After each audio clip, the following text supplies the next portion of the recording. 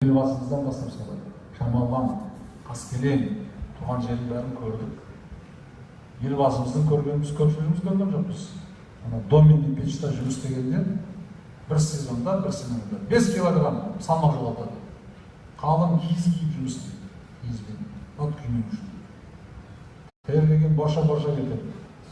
Ол жердің бәрін көрдік. Одан кейін бар жаңағы мінекей Теміртауда, Қарағандыда, комсомол, партия қызметі. Содан бүгін баршамызды үлкен деңгейге жеткізді. Егемен ел болдық. Естеріңізде болсын. Мемлекеттік қызметші,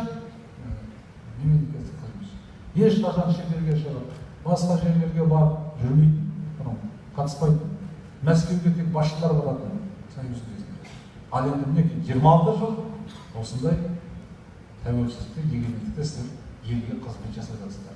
Ешкімге бағынышты емес, тәуелсіз Қазақстанның, тәуелсіз мемлекетіміздің, егемен республикамыздың бәріміз қызметшісіміз.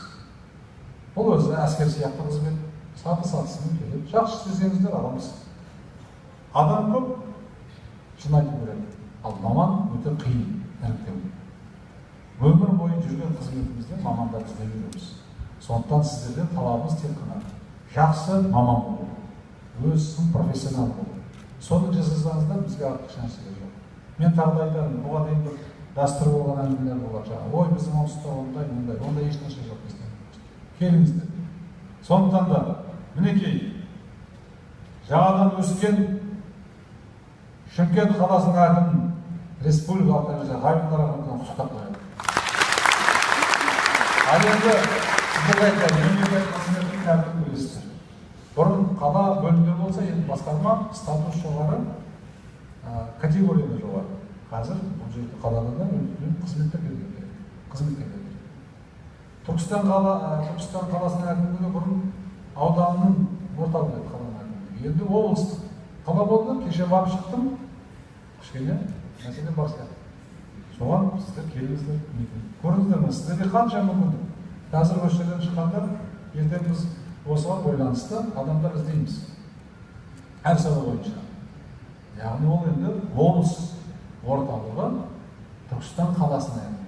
Ол жерде көп адам береді. Бұл бұрын Шымкент сияқты. Жоғары дәрежеде.